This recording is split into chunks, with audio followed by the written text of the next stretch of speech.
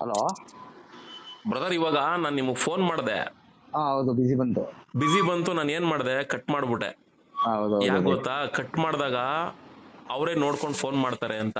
ಹಾ, ಸರಿ ಬೈ, ನಾನು ಆಯ್ತು. ಯಾರೋ ಇನ್ನೊಬ್ರ ಹತ್ರ ಫೋನಲ್ಲಿ ಮಾತಾಡ್ತಿದ್ರೆ ನೀವು ಬ್ಯಾಕ್ ಟು ಬ್ಯಾಕ್ ಹಂಗ್ ಫೋನ್ ಇಲ್ಲ ಹೊಡಿತಿದ್ದೀರಲ್ಲ. ಬೈ, ಅದು ಶೋರೂಮ್ ಅಲ್ಲಿ ಒಂದು. ಈಗ ಅದೇನಾರು ನಮ್ಮ ಇರ್ಲಿ, ನನಗೆ ರೀಸನ್ ಅದಲ್ರಿ. ಬ್ಯಾಕ್ ಟು ಬ್ಯಾಕ್ ಹಂಗ್ ಫೋನ್ ಹೊಡಿತಾ ಇದಾರೆ. ಕಮ್ಮಿ ಅಂದ್ರು 12-13 ಮಿಸ್ ಕಾಲ್ ಆಗೈತೆ. ಈಗ ಸರಿ ನಾನು ಬೈ. ಈ ಒಂದ್ ನಿಮಿಷ ಇರಿ, ಹೇಳೋದ್ ಕೇಳಿಸ್ಕೊಳ್ಳಿ. ನಾನ್ ಹಾ ನಿಮ್ಗೆ ಏನಕ್ಕೆ ಇದನ್ನ ಹೇಳ್ತಿದ್ದೀನಿ ಅಂದ್ರೆ ಜೀವನದಲ್ಲಿ ಅಳವಡಿಸ್ಕೊಳ್ಳಿ ಅಂತ. ಹಾ, ಈಗ ಸರಿ ಬೈ, ನೋಡಿ, ಆಯ್ತು. ಈಗ ನಾನು ನೀವು ಇಬ್ರು ಮಾತಾಡ್ತಾ ಇದೀವಿ. ಹೌದು ಹೌದು. ಯಾರೋ ಈಗ ಇನ್ನೊಬ್ಬ ಹಂಗ್ ಫೋನ್ ಹೊಡಿತಾನೆ ಇರ್ತಾನೆ ಅನ್ಕೊಳ್ಳಿ. ಹಾ ಇವಾಗ ನೀವು ನಾವು ಮಾತಾಡ್ಬೇಕಾದ್ರೆ ನೋಡಿ, ಆಲೇ ಒಂದು ಎಂಗೇಜ್ ಹೊಡಿತೈತೆ. ಹಾ ಹಾ ಹಾ. ಡಿಸ್ಟರ್ಬೆನ್ಸ್ ಆಗುತ್ತಾ ಆಗಲ್ವಾ?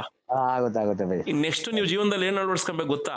ಹಾ ಯಾರ್ಗೆ ಫೋನ್ ಹೊಡಿರಿ, ಹಾ ಫೋನ್ ಹೊಡೆದಾಗ ಬಿಸಿ ಬರ್ತೈತೆ ಅಂದ್ರೆ ಒಂದ್ 10 ನಿಮಿಷ ಗ್ಯಾಪ್ ಕೊಟ್ಬಿಡಿ. ಹಾ, ಸರಿ ಬೈ, ಆಯ್ತು, ಓಕೆ. ಆಗ ಬೇರೆಯವ್ರಿಗೆ ಬೇಜಾರ್ ಅನ್ಸಲ್ಲ. ಹಾ, ಇದನ್ನ ರೂಢಿ ಮಾಡ್ಕೊಳ್ಳಿ. ನನ್ಗೂ ಬಂತು ಈಗ ಒಂದು ಕಾಲ ಅದಕ್ಕೆ. ಸರಿ ಬೈ, ಆಯ್ತು, ಓಕೆ. ಹೇಳಿ, ಏನ್ ಹೇಳಿ. ಈ ಶೋರೂಮ್ ಅಲ್ಲಿ ಬಂದಿದೆ. ಹಾ. 2.78 ಕೊಟೇಶನ್ ಕೊಟ್ಟಿದ್ದಾರೆ. 2.78 78. ಯಾವ್ದ್ರದ್ದು? ಆಟೋದು. ಓಕೆ. ಫುಲ್ ಕ್ಯಾಶ್ ಅಲ್ಲಿ ಇದನ್ನ ತಗೊಳ್ತೀನಿ ಅಂತಂದೆ. ನಂಗೆ ಲೋನ್ ಬೇಡ ಅಂತಂದೆ. ಹಾ, ಯಾವ ಆಟೋ ಶೋರೂಮ್ ಅದು? ಇದು ಬಜಾಜು. ಬಜಾಜ್ ಇಲ್ಲಿ ನಾಯಿಂಡಹಳ್ಳಿ ಹತ್ರ ಆಯ್ತಲ್ಲ ಅದಾ? ಅದಲ್ಲ ಬೈ, ಇದು ಯಶವಂತಪುರ ಹತ್ರ ಅಂತ. ಅಲ್ಲ ಸರ್, ನೀವು ಡೀಲರ್ ಇಲ್ಲಿ ಗೊರಗುಂಟೆಪಾಳ್ಯ ಗೊರಗುಂಟೆಪಾಳ್ಯ ಡೈರೆಕ್ಟ್ ಆಗಿ. ಶೆಡ್. ಅಲ್ಲೇ ಹೋಗಿದ್ದೆ ನಾನು. 2.78 ಹೇಳಿದ್ರು. ಹಾ. ನಾನು ಅದಕ್ಕೆ ಸರಿ ಆಯ್ತು, ಡಾಕ್ಯುಮೆಂಟ್ ಎಲ್ಲ ನಿಮ್ದೇ ಅಲ್ವಾ ಅಂತಂದೆ. ಹ್ಮ್ ಓಕೆ ಆಯ್ತು, ಎಲ್ಲ ನಮ್ದೇನೆ ಅಂತಂದ್ರು. ಹ್ಮ್ ಈಗ 3.40 ಕೇಳ್ತಾ ಇದಾರೆ. ಆ 3.40 ಅವ್ರ ಅಮೌಂಟ್ ಕೇಳ್ತಿದಾರಲ್ವಾ? ಅದಕ್ಕೆ ನಾನು RTGS ಮಾಡ್ತೀನಿ. ಅಲ್ಲಲ್ಲ, ನೀವು ಅಮೌಂಟ್ ಕೊಡೋದು RTGS ಇಲ್ಲ ಫೋನ್ ಪೇನೋ ಇಲ್ಲ ಚೆಕ್ಕೋ ಏನೋ ಕೊಡಿ. ಹಾ, ನನ್ಗೆ ನೀವ್ ಏನೇನಕ್ಕೆ 3.70ಕ್ಕೆ ಅಲ್ಲ 3.20ಕ್ಕೆ ಹಣ ಕೇಳ್ತಾ ಇದ್ದೀರಾ? 3.43. ಆಯ್ತು, ಅಷ್ಟಕ್ಕೂ ನನಗೆ ಬಿಲ್ಗಳು ಬೇಕು. ಈಗ ಉದಾಹರಣೆಗೆ ಚಾರ್ಸಿ ರೇಟು ಏನಿದೆ, ಅವ್ರು ಅದಕ್ಕೆಲ್ಲ ಬಿಲ್ ಕೊಡಲ್ವಂತೆ. ಚಾರ್ಜಿಂಗ್ ಮಾತ್ರ ಬಿಲ್ ಕೊಡ್ತಾರಂತೆ. ಇಷ್ಟ ಇಲ್ಲಿ ಅರ್ಥ ಮಾಡ್ಕೊಳ್ಳಿ. ನಾನೇ ಹೇಳ್ಬಿಡ್ತೀನಿ, ನೀಟಾಗಿ ಕೇಳಿಸ್ಕೊಳ್ಳಿ. ಹಾ ಈಗ ಚಾರ್ಸಿ ರೇಟ್ ಮಾತ್ರ ಯಾಕೆ ಬಿಲ್ ಕೊಡ್ತಾರೆ ಅಂದ್ರೆ, ಹಾ, ಆ ಚಾರ್ಸಿ ರೇಟ್ ಮಾತ್ರ ಇವರು GST ಲೆಕ್ಕ ತೋರಿಸ್ಕೊಂತಾರೆ. ಹೌದೌದು. ಅಲ್ಲಿ ಮುಗ್ದೋಯ್ತು. ನಾನು ಅದಕ್ಕೆ ಸೋಮಣ್ಣ ಫೋನ್ ನಾನು ಮಾಡ್ತೀನಿ. ನಾನು ಹೇಳೋ ಫುಲ್ ಕೇಳಿಸ್ಕೊಳ್ಳಿ, ಆಮೇಲೆ ನೀವು ಮಾತಾಡ್ರಿ. ಹಾ ಹಾ ಅದು ಚಾರ್ಸಿ ರೇಟ್ ಮಾತ್ರ ಇವರು GST ಲೆಕ್ಕ ತೋರಿಸ್ಕೊಳ್ತಾರೆ. ಹಾ ಹಾ ಹಾ ಗಾಡಿ ಚಾರ್ಸಿ ರೇಟ್ ಮುಗ್ದಾದ್ಮೇಲೆ ಇವಾಗ ನೀವು ಫುಲ್ ಕ್ಯಾಶ್ ಹೋಗಿರೋದ್ರಿಂದ ಏನ್ ಮಾಡ್ತಾರೆ, ಹಾ ಒಂದು ಗಾಡಿಗೆ ಇನ್ಶೂರೆನ್ಸ್ ನಮ್ಮ ಹತ್ರನೇ ಮಾಡಿಸ್ಕೊಳ್ಬೇಕು ಅಂತ ಹೇಳಿ 9,000 ಸಮಥಿಂಗ್ ಬರ್ದಿರ್ತಾರೆ. ಹಾ, ಹೌದು. ಆಮೇಲೆ ಮೀಟ್ರದು ಅದ್ರ ಬಗ್ಗೆ ಏನು ಮಾತಾಡಲ್ಲ ನಿಮ್ಗೆ ಈಗ್ಲೇನೆ. ಮಾತಾಡಿಲ್ಲ ಅದು ಅದ್ರ ಬಗ್ಗೆ ಮಾತಾಡಲ್ಲ, ಈಗ್ಲೇ ಮಾತಾಡಲ್ಲ. ನೀವು ಆಟೋ ತಗೊಳ್ಬೇಕಾದ್ರೆ ನಿಮ್ಗೆ ಕೇಕ್ ತಿನ್ಸೋ ತರ ಮೀಟರ್ ಬಾಕ್ಸ್ ಕೈ ಇಡ್ತಾರೆ. ಹಾ ಹಾ ಮೀಟರ್ ಬಾಕ್ಸ್ ಮೇಲೆ ಒಂದ್ ಸ್ಟಿಕ್ಕರ್ ಅಂಟಿಸಿರ್ತಾರೆ. ಒಂದ್ 12-13 ಕಡೆ ಜಾಗ ಇರ್ತವೆ. ಹಾ ಅಲ್ಲಿ ಹೋಗಿ ಫಿಟ್ಟಿಂಗ್ ಮಾಡಿಸ್ಕೊಂಬಿಡಿ ಅಂತ ಹೇಳ್ತಾರೆ. ಹಾ, ನೀವ್ ಅಲ್ಲಿ ಹೋಗಿ ಫಿಟ್ಟಿಂಗ್ ಮಾಡಿಸ್ಕೊಂಡಾಗ ಫಿಟ್ಟಿಂಗ್ ಮಾಡೋನು ಹಣ ತಲೆ ಕೆರಿತಾನೆ. 200-300 ಅಲ್ಲಿ ಈಸ್ ಕೊಡ್ಬೇಕು ನೀವು. ಹೌದೌದೌದು. ಇದು ಕೊನೆಯಲ್ಲಿ ಹೇಳ್ತಾರೆ, ಲಾಸ್ಟ್ ಅಲ್ಲಿ ಹೇಳ್ತಾರೆ. ಹಾ, ಆಟೋ ಮೀಟರ್ ರೇಟ್ ಬಂದು 2,850 ರೂಪಾಯಿ. ಹಾ, ಇವರು ನಿಮ್ಗೆ ಆಟೋ ಮೀಟರ್ನ ಹೇಳಲ್ಲ ರೇಟು. ಹೌದೌದು. ಅದಕ್ಕೆ 13,000 ರೂಪಾಯಿ ನಿಮ್ಮ ಹತ್ರ ಪೀಕ್ತಾರೆ. ಹಾ ಹಾ ಹಾ ಆ 13,000 ರೂಪಾಯಿಗೆ ಒಂದು ಬಿಲ್ ಕೊಡಲ್ಲ. ಹಾ ಇದು 2 ಕತೆ ಆಯ್ತಾ? ಹಾ, ಇನ್ಶೂರೆನ್ಸ್ ಅಲ್ಲೇ ಕಟ್ಟೋ ತರ ಆಯ್ತು, ಮೀಟರ್ನು ಅಲ್ಲೇ ಕಟ್ಟೋ ತರ ಆಯ್ತು. ಹೌದು. ಈಗ ಆಟೋನ ನಿಮ್ಗೆ ಹೊರಗಡೆ ಕೊಡ್ಬೇಕು ಅಂದ್ರೆ ಗಾಡಿ ನಿಮ್ಗೆ ಇದು ಏನು ಇದು ಅದು ಗಾಡಿಗೆ ಲೈಫ್ ಟೈಮ್ ಟ್ಯಾಕ್ಸ್ ಅಂತ ಬರ್ತದೆ. ಹೌದು. ಆ ಲೈಫ್ ಟೈಮ್ ಟ್ಯಾಕ್ಸ್ಗೆ ಮತ್ತೆ ಆ ಗಾಡಿ RTO HP ಕ್ಯಾನ್ಸಲೇಷನ್ ಅಂತ ಬರ್ತದೆ. ಹೌದು. ಅದಕ್ಕೇನ್ ಮಾಡ್ತಾರೆ, ಬಿಲ್ ಕೊಡ್ತಾರೆ. ಅದೆರಡಕ್ಕೆ ಬಿಲ್ ಕೊಡ್ತಾರೆ. ಹಾ, ಅದಾದ್ಮೇಲೆ ಗಾಡಿನ RTO ಮಾಡ್ಕೊಡ್ಬೇಕಲ್ಲ. ಹೌದು. RTO ಮಾಡ್ಕೊಡೋದಕ್ಕೆ ಮತ್ತೆ ನಿಮ್ಗೆ ಪರ್ಮಿಟ್ ಕೊಡ್ಬೇಕಲ್ಲ. ಹಾ, ಆ RTO ಮಾಡೋದಕ್ಕೆ ನಿಮ್ಗೆ ಬಾಯಲ್ಲಿ ಹೇಳ್ತಾರ ಅಷ್ಟೇ, ಇಷ್ಟ ಅಮೌಂಟ್ ಆಗುತ್ತೆ. ಹೇಳ್ತೀನಿ ಕೇಳಿ, ನಾನು ಹೇಳೋವರೆಗೂ ಫುಲ್ ಕೇಳಿ ಬ್ರದರ್. ಈ ದಂಧೆ ಹೇಳ್ಬಿಡ್ತಾ ಇದೀನಿ, ಕೇಳ್ಕೊಳ್ಳಿ. RTO ಗಾಡಿನ ರಿಜಿಸ್ಟ್ರೇಷನ್ ಮಾಡ್ಕೊಡೋದಕ್ಕೆ ಬರೀ ಬಾಯಲ್ಲಿ ಹೇಳ್ತಾರೆ. ಒಂದ್ 8,000ನೋ 9,000ನೋ ಹೇಳ್ತಾರೆ. ಅದಾದ್ಮೇಲೆ ಏನಾಗ್ತದೆ, ಪರ್ಮಿಟ್ಗೊಂದು ಅಮೌಂಟ್ ಹೇಳ್ತಾರೆ. ಅದು 500 ರೂಪಾಯಿ ಅಷ್ಟೇ ಪರ್ಮಿಟ್. ನಿಮ್ಗೆ ಅಲ್ಲಿ ಎಷ್ಟು ಹೇಳೋರೋ ಗೊತ್ತಿಲ್ಲ, 8,000 ಹೇಳೋರೋ 9,000 ಹೇಳೋರೋ ಗೊತ್ತಿಲ್ಲ. ಇದೆಲ್ಲ ಸೇರಿ ನಿಮ್ಗೆ ಗಾಡಿನ ನಿಮ್ ಕೈ ಕೊಟ್ಟು ಡಾಕ್ಯುಮೆಂಟ್ ಎಲ್ಲ ರೆಡಿ ಮಾಡ್ಕೊಟ್ಟು ಇದನ್ನ ಮಾಡ್ಕೊಡೋದಕ್ಕೆ ಯಾಕೆ 3.40 ಹೇಳ್ತವ್ರೆ ಅಂದ್ರೆ, ಇವ್ ಯಾವಕ್ಕೂ ಕೂಡ ನಿಮ್ಗೆ ಬಿಲ್ ಕೊಡಲ್ಲ.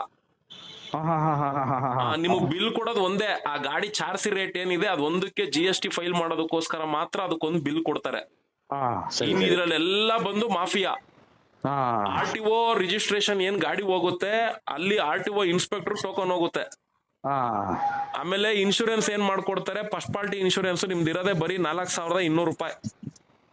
ಹಾ ಹಾ ಹಾ ಹಾ ಹಾ ಹಾ ಇವರು 9,000 ರೂಪಾಯಿ ಏನ್ ತಗಂತಾರೆ, ಇದು ಒಂದು ಇನ್ಶೂರೆನ್ಸ್ ಅವ್ರದೇ ಆದ ಒಂದು ಅಮೌಂಟ್ ನ ಅಲ್ಲಿ ಕಟ್ಕೊಂಡ್ ಮಾಡ್ತಿರ್ತಾರೆ. ಗೊತ್ತಾಯ್ತು, ನಿಮ್ ಬಗ್ಗೆ ನನ್ಗೆ ಗೊತ್ತು, ತುಂಬಾ ಗೊತ್ತು.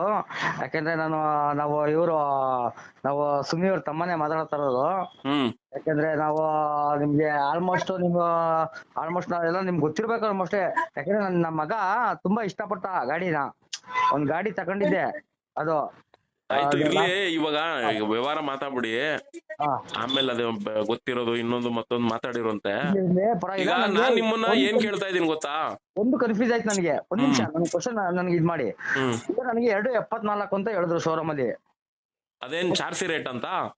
ಹೌದು, 2.74 ಮಾಡ್ಬಿಟ್ಟವ್ರೇನ್ರಿ. ಆಮೇಲೆ ತಿರ್ಗಾ 2.78 ಅಂತ ಹೇಳಿದ್ರು ಸೆಕೆಂಡ್ ಅಲ್ಲಿ. 2 ಬಿಲ್ ಕಳ್ಸೋರು ವಾಟ್ಸಪ್ ಅಲ್ಲಿ, ನನ್ನ ಹತ್ರ ಇದೆ. ಸೆಕೆಂಡ್ ಗೆ ಅದ್ ಹೆಂಗೆ ಚೇಂಜ್ ಆಗುತ್ತೆ ಅಂತ ನನ್ ಕ್ವಶನ್ ಮಾಡ್ತಾ ಇರೋದು. ಇಲ್ಲ, ಈಗ ಏನಾಗಿದೆ ಅಂದ್ರೆ ಆಟೋ ರೇಟ್ ನ ಜಾಸ್ತಿ ಮಾಡ್ಕೊಂಡಿದ್ದಾರೆ. ಇಲ್ಲಿ ಒಂದು ಮೇನ್, ಪ್ರತಿಯೊಬ್ಬ ಆಟೋ ಡ್ರೈವರ್ಗಳು ಧ್ವನಿ ಎತ್ಬೇಕಾಗಿರೋದು ಏನ್ ಗೊತ್ತಾ, ಮ್ಯಾನುಫ್ಯಾಕ್ಚರ್ ಆಗಿ ಆಟೋಗಳು ಏನು ಶೋರೂಮ್ಗೆ, ಅಂದ್ರೆ ಈ ಡೀಲರ್ ಆಫೀಸ್, ನೀವೆಲ್ಲ ಇರೋದು ಡೀಲರ್ ಆಫೀಸ್ ಗಳಲ್ಲಿ ಬೆಂಗಳೂರಿನಲ್ಲಿ. ಹೌದೌದು. ಡೀಲರ್ ಆಫೀಸ್ಗೆ ಏನು ಆಟೋಗಳು ಬರ್ತವೆ, ಚಾರ್ಜ್ ರೇಟ್ ಏನ್ ಬಿಲ್ ಹಾಕಿ ಕೊಡ್ತಾರೆ ಅಷ್ಟೇ ನಾವು ನಿಮ್ಗೆ ಅಮೌಂಟ್ ಕೊಡೋದು. ಇನ್ನ ಬಾಕಿ ಎಲ್ಲ ನಾವೇ ಮಾಡಿಸ್ಕೊಂತೀವಿ, ಇನ್ಶೂರೆನ್ಸ್ ನಾವೇ ಮಾಡಿಸ್ಕೊಂತೀವಿ, ಮೀಟರ್ನು ನಾವೇ ತಗೊಂತೀವಿ, RTO ಕೆಲ್ಸನು ನಾವೇ ಮಾಡಿಸ್ಕೊಂತೀವಿ ಅನ್ನೋ ರೀತಿಲಿ ನೀವ್ ಯಾವತ್ತು ಧ್ವನಿ ಎತ್ತೀರಾ, ನಿಮ್ಮ ಕಷ್ಟಪಟ್ಟಿರೋ ದುಡ್ಡು ನಿಮ್ಗೆ ಸೇವ್ ಆಗುತ್ತೆ. ನಾನು ಅದಕ್ಕೆ ಹೇಳಿದ್ದು, ಅದಕ್ಕೆ ನಾನು ಹೇಳಿದೆ, ನಾನು ಇಲ್ಲ ಈ ತರ ಎಲ್ಲ ಇದ್ ಮಾಡಕ್ ಹೋಗ್ಬೇಡ್ರಿ ನೀವು. ನಾನು ಒಂದೇ ಕ್ವಶನ್ ಹಾಕ್ತೆ ಅವ್ರಿಗೆ, ಮೇಡಮ್ಗೆ. ಅವರು ಇಲ್ಲ ಸರ್ ಆತರ ಆಗಲ್ಲ, ನೀವು, ನಾನು ಸೋಮಣ್ಣರ ಹತ್ರ ಮಾತಾಡ್ಬಿಟ್ಟು ನಿಮ್ಗೆ 1 ನಿಮಿಷ ಕಾಲ್ ಮಾಡ್ತೀನಿ ಅಂತಂದೆ. ಈಗ ನನ್ಗೆ ವಾಟ್ಸಪ್ ಅಲ್ಲಿ ಎಲ್ಲ ಕಳ್ಸಿರೋ ಡೀಟೇಲ್ಸ್ ಎಲ್ಲ ಕಳ್ಸಿದಾರೆ. ಅಂತ ಡೀಟೇಲ್ಸ್ ನಾನೊಂದು 50 ತಗೊಂಡೋಗಿ GST ಡಿಪಾರ್ಟ್ಮೆಂಟ್ ಗೆ ದೂರ್ ಕೊಟ್ಟಿದ್ದೀನಿ. ಬೆಂಗಳೂರು DC ಅವ್ರಿಗೆ ಹೋಗ್ದೆಲ್ಲ ದೂರ್ ಕೊಟ್ಟಿದ್ದೀನಿ. ಬ್ರದರ್, ಇದ್ರಲ್ಲಿ ಟೋಟಲ್ ಹೇಳ್ತೀನಿ ಕೇಳ್ರಿ, ಸಂಘಟನೆಗಳು ಶಾಮಿಲ್ ಆಗಿದಾವೆ. ಮೀಟರ್ ದಂಧೆಯಲ್ಲಿ ಶಾಮಿಲ್ ಆಗಿದಾವೆ, ಆಟೋ ಡೀಲಿಂಗ್ ಅಲ್ಲಿ ಶಾಮಿಲ್ ಆಗಿದಾವೆ. ಆಮೇಲೆ ಲೋಕಲ್ ಡೀಲರ್ಗಳು, ಮೈನ್ ಡೀಲರ್ಗಳು, ಆ ಮೈನ್ ಡೀಲರ್ ಗಿಂತ ಇನ್ನ ಒಂದ್ 3 ಜನ ಇದಾರೆ. ಆ ಗಾಡಿಗಳು ಅವ್ರ ಹೆಸರು ಹೇಳಿದ್ರೆ ಸಾಕು, ಸಬ್ ಡೀಲರ್ ಗಳಿಗೆ ಗಾಡಿಗಳು ಹಂಗೆ ಕೊಟ್ಟು ಕಳಿಸ್ತಾರೆ. ಇದೆಲ್ಲ ಒಂದು ದೊಡ್ಡ ನೆಟ್ವರ್ಕ್ ಮಾಫಿಯಾ. ಇಡೀ ನೆಟ್ವರ್ಕ್ ಮಾಫಿಯಾ ಜಾಲನೆ ಸಂಪೂರ್ಣವಾಗಿ ತಿಳ್ಕೊಂಡು ಯಾರ್ಯಾರು ಏನೇನ್ ದೂರ್ ಕೊಡ್ಬೇಕೋ ಎಲ್ಲಾ ಮಾಹಿತಿಗಳನ್ನ ಕೊಟ್ಟಿದೀವಿ. ಇಲ್ಲಿ ಅಲ್ಟಿಮೇಟ್ ಅಲ್ಲ, ಹೇಳ್ತೀನಿ ಕೇಳಿ, ನಿಮ್ ಕತೆ ಉದ್ಧಾರ ಆಗ್ಬೇಕು ಅಂದ್ರೆ ಆ ಕತೆಗಳೆಲ್ಲ ಮುಕ್ತಾಯ ಆದ್ರೇನೆ ನಿಮ್ ಕತೆ ಉದ್ಧಾರ ಆಗೋದು. ಅವ್ರದೆಲ್ಲ ಮುಕ್ತಾಯ ಮಾಡ್ದೇನೆ ನಮ್ ಕತೆ ಉದ್ಧಾರ ಆಗೋದ್ ನೋಡ್ಬೇಕು ಅಂದ್ರೆ ಅಲ್ಲಿ ಆಗಲ್ಲ. ಯಾಕೆಂದ್ರೆ ಕಿತ್ತು ತಿನ್ನೋ ವ್ಯವಸ್ಥೆ ಹಂಗ್ ಸುತ್ತ ಇದೆ ಅಲ್ಲಿ. ಅದೆಲ್ಲ ಬಂದ್ ಮಾಡಿದ್ರೇನೆ ನಿಮ್ಗಳಿಗೆ ಒಳ್ಳೇದಾಗೋದು. ಈಗ ಏನ್ ಮಾಡ್ಬೇಕು ಅಂತ, ಈಗ ಡೀಟೇಲ್ಸ್ ತಗೊಂಡು ಏನ್ ಮಾಡಿದ ಈಗ? ಇದು ಏನು ಮಾಡಕ್ ಬರಲ್ಲ. ಅವ್ನ್ ಏನ್ ಹೇಳ್ತಾನೋ ಆ ದುಡ್ಡು ಕೊಟ್ಬಿಟ್ಟು ಗಾಡಿ ಎತ್ಕೊಂಡ್ ಬರ್ಬೇಕಿಲ್ವಾ, ಹೋಗು ಬೇಡ ಅಂತಾರೆ.